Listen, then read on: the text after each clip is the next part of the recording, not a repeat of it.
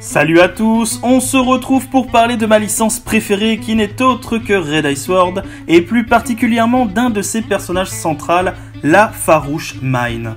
Je vous précise que je vais me baser uniquement sur l'anime car je trouve que le personnage a un destin bien plus tragique et pour le coup bien plus intéressant. Que voulez-vous, j'aime la souffrance. Bref, trêve de plaisanterie et attaquons le vif du sujet. Mine est bien évidemment membre du Night Raid et je ne pense pas avoir besoin de redire ce qu'est le Night Raid. Ses origines sont plutôt sombres, elle était une jeune fille immigrée qui a subi les brimades des autres enfants durant toute son enfance. La différence de couleur de peau lui a apporté beaucoup de malheur. Si Mine prend les armes en compagnie des autres assassins de son groupe, c'est pour ses convictions. Elle souhaite un monde uni où plus aucune personne n'aura à subir des brimades pour ses différences. Elle prône tout simplement le respect, l'unité et la tolérance. Mais c'est surtout une chippie qui a un caractère bien trempé et sera d'ailleurs extrêmement taquine et odieuse avec Tatsumi qui est le dernier arrivé du groupe. Il faut également préciser qu'elle est une redoutable combattante, se battant à distance grâce à son arme impériale Pumpkin. Tatsumi sera même bluffé par la concentration et le calme de Mine lorsque celle-ci s'apprête à un tir déterminant. Inutile de préciser que niveau tir, elle rate quasiment jamais sa cible. Cependant, lors d'une mission de routine, un événement va profondément bouleverser la jeune femme. La mort de Chile qui sera pour elle un véritable traumatisme. Elle se jurera de venger son ami en supprimant un des personnages les plus détestés qui n'est autre que Seryu.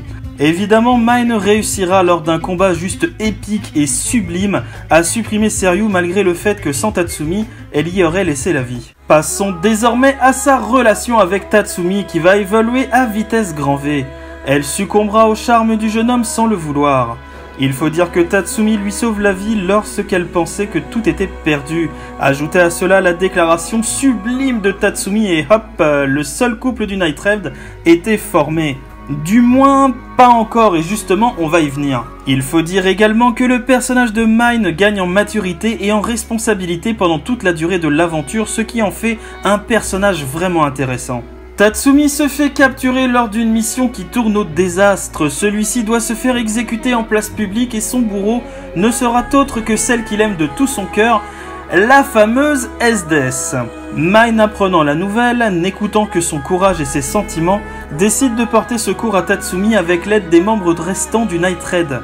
L'exécution de Tatsumi est bien sûr un piège où les plus grands guerriers de l'Empire intendent le Night Raid de pied ferme.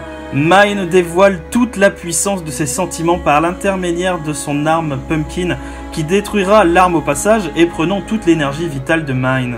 Suite à cela, on a droit à une scène d'anthologie où Mine dévoile ses sentiments à Tatsumi et s'ensuit un moment de romantisme sans égal.